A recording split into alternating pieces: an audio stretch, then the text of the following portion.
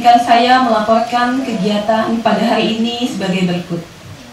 Launching Dashat, Dapur Sehat Atasi Stunting, merupakan kegiatan pemberdayaan kelompok masyarakat di kampung keluarga berkualitas dalam upaya pemenuhan gizi seimbang bagi keluarga berisiko stunting, yaitu keluarga yang memiliki calon pengantin, ibu hamil, ibu menyusui, balita atau bawah 2 tahun, terutama dari keluarga kurang mampu untuk percepatan penurunan stunting.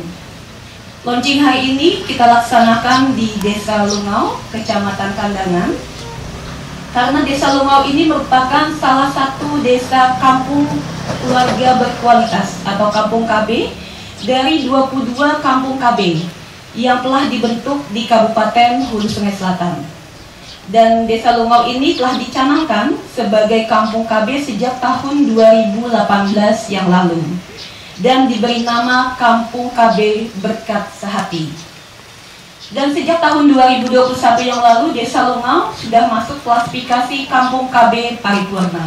Perwakilan bahwa di Kabupaten Hulu Sungai Selatan telah dibentuk tim pendamping keluarga sebanyak 210 TPK yang tersebar di 144 desa dan 4 kelurahan dan telah aktif melaksanakan tugasnya mendampingi calon pengantin, ibu hamil, dan ibu pasca salin. Jadi ini pada hari ini menandakan saya juga agak terkejut, Pak Bupati langsung hadir, juga Ibu. Nah, dalam rangka meluncing ini tanda perhatian dari Pak Bupati terhadap penurunan stunting di Kabupaten Hulu Sungai Selatan. Terima kasih Pak Bupati, tepuk tangan buat Pak Bupati. Seperti waktu yang dulu, yakni 10 hari atau 3 hari, kadang-kadang ada juga yang baru lapor, kata petugas KUA. Nah, sekarang harus 3 bulan. Ada surat edaran dari Kementerian Agama tentang hal ini. Nah, karena juga Kementerian Agama sangat mendukung sekali terhadap percepatan penurunan stunting di Indonesia. Nah, 3 bulan ini artinya yang kekurangan atau kekurusan tadi, hal-hal yang berdampak stunting itu tidak terjadi. Tidak mudah, memang butuh waktu, tapi kita mulai dari sekarang untuk merubah perilaku masyarakat. Jadi hal yang sederhana, makan sehari-hari. Jadi ada menu, jangan yang serba instan. Apalagi calon pengantin. Mana calon pengantin? Seperti ini, saya lihat kali tidak sanitasi, kita masuk ke sana. Orang TIU masuk sana. Harus kita fasilitasi. Kalau gizi dan lain-lain, jadi tidak bisa. Jadi dipetakan. Ada 800 lebih parahnya angkanya. Sampai kalau punya program akan saya bagi Pak sama OPD. OPD wajib menangani stunting. Harus itu. COVID-19 kita bisa. Jadi sekian ribu harus kita kawal, vaksinasi dosis 1, 2 bisa. OPD tidak kerja di kantor turun tiap hari dia kerja, bisa. Sekarang insya Allah bisa, cuma dipetakan dulu. Dinas ini pegang apa, dinas ini pegang apa, dinas ini pegang apa. Ini tidak saja di KB yang bekerja, kita akan semua bekerja. Udah salah, udah. Kita harus cepat menangani, jangan kita biarkan orang-orang yang sudah secara ekonomi tidak berdaya dapat beban seperti ini lagi, kita biarkan. Kapan stunting bisa jadi? Tidak akan berhasil. Kita harus serius menangani. Jadi insya Allah Hulu Sungai Selatan nanti akan berbagi. Ada yang tanya OPD, saya menangani yang mana? Saya bilang nanti lah dulu kita lihat pertanyaan. Jadi di Hulu Sungai Selatan dulu biasa menangani orang yang harus dibantu, Pak.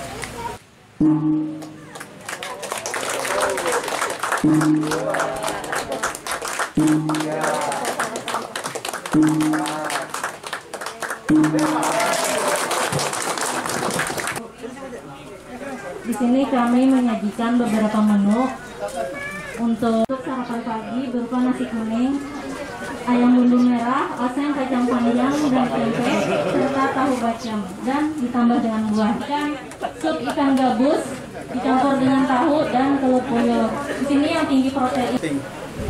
Dan kita bersyukur dari pusat hadir, dari KPN Pusat, Menteri Dalam Negeri, Desa Tertinggal, dari Kepala Perwakilan KPN. Yang penting kedatangan beliau-beliau mensupport lah kita. Buat stunting itu bukan hal-hal yang kita anggap biasa. Karena kita menyiapkan generasi emas ke depan, mulai sekarang kita siapkan dari calon pengantin sampai anak-anak. Jadi banyak arahan dari Kepala KPN tentang bagaimana kita berbuat. Tapi saya katakan kata kunci berubah perilaku. Jadi perilaku itu dari apa? Dari calon pengantin dan lain-lain. Jangan berpikir instan terus ya. Sekarang harus berubah. Makanya dapur. Kata dapur bukan tidak punya makna ya. Artinya harus diproses. Ada proses di dapur. Bukan beli. Dan yang kedua, potensi yang ada di sekitar kita gunakan. Ada sayur, ada ikan dan lain-lain. Meskipun tantangan tidak mudah, saya bilang. Anak kita terbiasa makan sayur kan, sudah terbiasa. Tapi kita dimodif lah, di blender dan lain-lain. Yang pasti ada asupan-asupan sayur masuk. Mudah-mudahan data stunting yang tadi kita tadi laporkan dengan Pak Ramlan, dengan pusat, kita akan tangani setelah selesai pemetaan. Ini tangani apa gizinya, apa sanitasinya, kita akan intervensi. Kita akan bagi lagi dengan OPD. Biasalah kita harus kerjasama kan, tidak mungkin satu dua. Lagi tua tim ini percepat wabub kan, jadi kita harus lebih serius. Pengalaman kita menangani vaksinasi kemarin kan bisa dari rendah naik-naik. Jadi itu modal utama kita. Kebersamaan, kekompakan, dan tidak ada ego sektor itu kata utama. Koordinasi bisa jalan dengan baik. Jadi mudah-mudahan urusan kesehatan bisa bergerak bagus untuk mengatasi stunting. Ya. Sebenarnya sih ini udah baru launching ya. Sebenarnya kita harapkan nanti pada saat saya pelantikan kepada desa bukan sebulan lagi. Saya ingin tekankan lah semua desa ya. Peduli dengan stunting. Apakah juga buka dapur-dapur seperti ini kan juga apa-apa. Biasa orang baru punya semangat pada mulanya. Jadi saya program 100 hari kepala desa yang baru nih bikin dasar ini di semua desa. Paling tidak dia tahu apa potensi di desa, sayur apa yang ada. Jangan beli terus, kebanyakan ada di sekitar, gunakan sekitar. Tadi kekurangan apa daerah ya ada kampung di sana kan. Kenapa tidak kita gunakan? Jadi insya Allah program 100 hari kepala desa yang baru targetnya ada dasar-dasar di semua desa. Ya. Jadi banyak pengalaman sukses. Saya catat ada 2 atau 3 yang bisa kita replikasi bagaimana mengatasi stunting. Nah, di sini kan terkait dengan dasar ini adalah program yang diperbaharui, sebenarnya sudah lama, tapi kita revitalisasi. Namanya memang agak baru, dasar dapur sehat atasi stunting. Ini adalah bernuansa gotong royong, karena nanti dasar ini akan didukung dengan namanya Bapak Angkat Atasi Stunting. Jadi Bapak Angkat Atasi Stunting itu adalah gotong royongan semua orang, baik private, government atau pemerintah, masyarakat, para yang punya ekonomi bagus, itu dia bergotong royong dan ditaruh di dasar. Ditaruh di dasar, dia menyumbang kepada keluarga stunting, kemudian ditaruh sumbangannya, donasinya ke dasar. Dasar lah mengolah dapurnya sesuai dengan menu-menu yang sudah tersedia. Ini suatu hal yang menurut kami sangat baik dan bisa menjadi contoh ya. Kami juga akan tetap mengikuti dari Jakarta, akan mengikuti perkembangan dan menjadi inspirasi lah buat kita di Jakarta. Harus berbahan, bukan harus ya, tapi diutamakan, diprioritaskan yang punya bahan lokal. Kan daerah kita ini kaya sekali dengan diversifikasi tanaman. Di beberapa daerah mungkin di sini juga ada hal-hal yang sangat spesifik seperti ikan dan kemudian masakan-masakan yang kandungan gizinya sangat luar biasa. Jadi kita prioritaskan apa yang bisa dijangkau oleh masyarakat, kemudian diolah dan nanti dapur sehat menjadi konsultan chefnya lah untuk para keluarga-keluarga yang ada. Tadi kata kunci Pak Bupati kan perubahan perilaku, terus seluruh sektor terlibat. Nah ini yang kadang kita suka lupa, bekayuh baumbai, itu kan budaya asli teman-teman dari Kalimantan, orang Banjar. Nah itu yang harus ditekankan untuk nangani stunting di sini. Mungkin sementara itu. Pak Bupati atas komitmen beliau dalam rangka mengatasi stunting.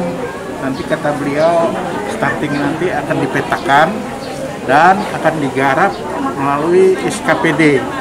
Nah, segenap SKPD juga dilibatkan. Tentunya diharapkan nanti Bapak Asuh dari SKPD untuk stunting-stunting yang ada di Kabupaten Hulu Sungai Selatan. Angka stunting di Kabupaten Hulu Sungai Selatan khususnya akan turun menjadi 14%. Yang sekarang ini ada 29,1%. Nah ini per tahunnya begitu tinggi, harus menurunkan. Jadi per tahun kalau kita hitung sekitar diturunkan nanti menjadi 15%, sehingga dalam waktu 3 tahun ini, tahun 2024 nanti harus turun per tahun 5% untuk Kabupaten Hulu Sungai Selatan sini. Nah sekaligus juga untuk Kalsel kami berharap untuk stunting yang 30%. Jadi di Kalsel ini utamanya begitu rendahnya tingkat kemiskinan, kita nomor 3 kemiskinan ekstrim. Nah, jadi begitu rendah, artinya kan masyarakat Kalsel ini sejahtera, tapi stuntingnya kenapa aja gitu tinggi? Nah, yang salah tadi saya sampaikan sudah, antara lain tingginya kawin muda, terus lagi telur banyak. Nah, di mana-mana semua telurnya dijual. Nah, kembalinya dalam bentuk gelang, penampilan. Nah, juga ikan di mana-mana banyak. Nah, tapi semua ikan yang baik-baik dijual, segar-segar dijual. Nah, yang dimakan, dikonsumsi sehari-hari ikan kering, juga ikan yang tidak layak untuk dikonsumsi. Nah, baru dimakan, tidak laku itu dijual, baru dikonsumsi. Nah, perilaku ini hendaknya dirubah. Bagaimana harapan Pak Bupati ini kan perubahan perilaku. Dirubah perilaku supaya kita nanti ke depan memperhatikan kebutuhan anak yang 2 tahun ini.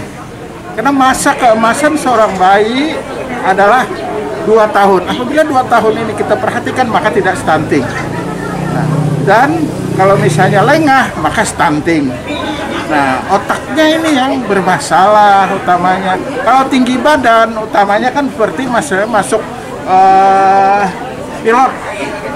Nggak bisa masuk misalnya akabri, nggak bisa masuk kepolisian, nggak bisa, karena standarnya kan harus tinggi, minimal 160. Nah, jadi yang dirugikan hanya itu. Tapi kalau otak stunting, ini rugi segala-galanya. Karena rugi dia tidak bisa mengikuti pelajaran di sekolah, hanya 35% otaknya terisi. Nah, juga tidak mampu meraih pekerjaan yang layak. Nah, cenderung untuk hidup miskin nantinya. Makanya stunting, kata Pak Presiden, harus 14% pada tahun 2024.